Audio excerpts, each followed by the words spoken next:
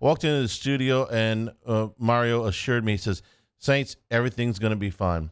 Taylor looked at him like he was slightly crazy, and he said, oh, hang on. I'm at the franchise. Yeah, not the team.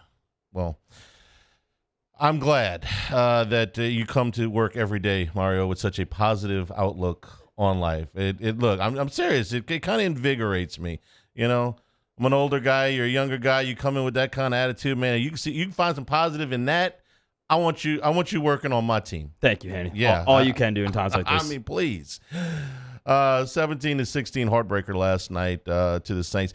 The amount of outrage escaped me personally. Okay, I got a bunch of texts when this is over, and obviously Twitter was on fire. It's like, oh my goodness, the season's over. I'm sorry. In my head, the season ended several weeks ago. The Pittsburgh loss was pretty much the last straw for me. Didn't think that this team had it in them to go on a run, and if they didn't think that they had it in them to advance in the playoffs if they managed to squeak in because they were in a bad division. So the losses sting me more when there's really something on the line, okay?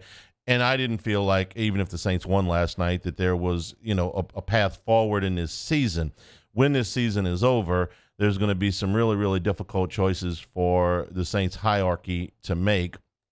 And we'll probably get into that a little bit more in the next several weeks. But for now, let's talk about the game and how Tom Brady was able to put 2 touchdowns on the board in the last 3 minutes and 3 seconds to snatch away what should have been a victory for the Saints. They were in control of this game for a lot of the action, even though the yardstick got a little bit slanted towards Tampa with those 2 late drives. Make no mistake, New Orleans was in control of this game. But when you kick that many field goals, when you miss out on that many opportunities to score, there's always that nervousness in the back of your head. The back door is still swinging open. So I know that the play that everybody is going crazy over is the one with a little over 6 minutes to go when Mark Ingram went out of bounds before he made the first down. And it was a terrible play. Ingram got on Twitter and apologized for it. Ingram's been a very good player for New Orleans for a long time. I'm not putting the whole thing on him, but it was a bad play. It was one of those kind of backbreakers, and the Saints compounded it by throwing a pass to Marcus Callaway the next play. Okay, so that was a bad sequence. But I'm going to go back. The Saints had so many opportunities before that could have. So that's the highlight. Okay, that's the one that's right there at the top of the marquee. But let me take you back to where the Saints, they could have put this game away long before that. Let me give you some situations that maybe didn't get as much run last night on Twitter when the outrage over the Ingram play. You go all the way back to the second drive. They're on Tampa's 43-yard line. They play in 2nd down and 6, and they give a carry to Taysom Hill. And Hill goes down to the 38-yard line, which would have brought up 3rd down and 1. Now, at the 38-yard line, you're right on the edge of Will Lutz. He can make a 55-yarder, but you're right there on the edge of field goal range already, if not in his field goal range. And you get a holding penalty on James Hurst. It turns into, instead of 3rd and 1 at the 38, it turns into 2nd and 16, and they have to punt. And here's the part where I remind you that the Saints are second to last in the NFL in penalty yardage for the year. Who's behind them? The only team worse than the Saints in penalties this year. Mario, real quick, let's see if you're listening every day. Who's the worst coach in the league? Denver. Yep, Denver Broncos, okay? That's who they are ahead of. All right, so you lose an opportunity to score there. Second quarter, 3rd and 9 to Tampa 39. Andy Dalton throws a perfect pass to Chris Olave. He dropped it, 17-yard line. That's a sure field goal and maybe a touchdown. Chris Olave has had a really good year. I think he's a terrific player. I think he's going to be a star in the league. You have to make that catch. That is a 3 to 7 point catch right there, the 17-yard line. There's nobody around you. The ball is perfectly placed.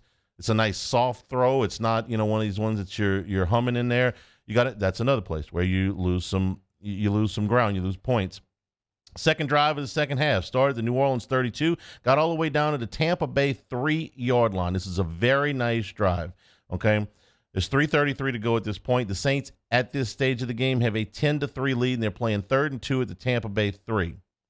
Now, technically, if it falls right here, the Saints could have run 6 plays to make 3 yards.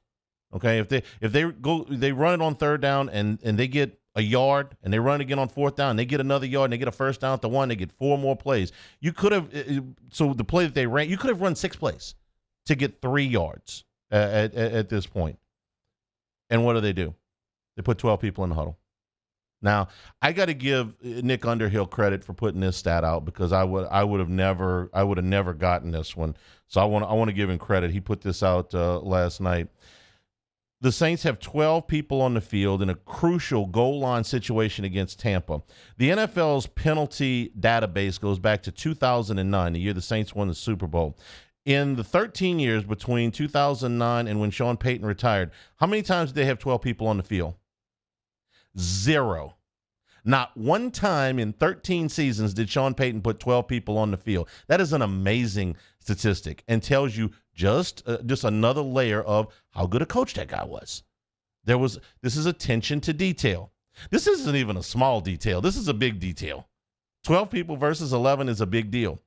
And so what happens? They back up. They don't get the touchdown. They go, it's 13-3 instead of 17-3. 17-3 late in the third quarter would have felt like a very, very big lead. As it turns out, it would have been enough probably to win the game.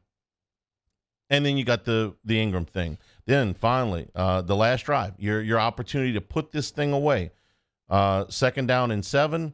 Dalton goes back to pass. There's nobody open. He gets sacked. 3rd and 17. He makes another fantastic throw. I mean, Andy Dalton last night, the 2 throws, the one to Olave and the one to Taysom Hill. Look, I know Hill got popped. All right, defensive back comes in and he's pretty violent right there. But if your quarterback makes that throw and it's 3rd down and 17 and you got a chance to convert there and put the game away, you got to make that catch. I mean, you're asking the quarterback to make that throw. You put yourself by your own doing in 3rd down and long, and he makes that throw. You got to make that catch. So you have to punt the football back, and everybody knows what happened. Said it 2 months ago after the first, I think it was 6 games. Are you a well-coached team? Well, you're second to last in the NFL in penalty yardage to the Broncos. You are second to last in the NFL in turnover margin too.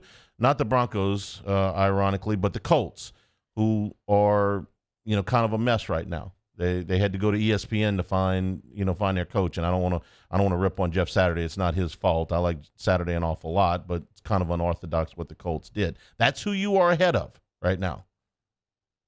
You're ahead of the worst coach in the league in penalty yardage. You're ahead of an ESPN analyst in turnover margin. That's it. Yikes.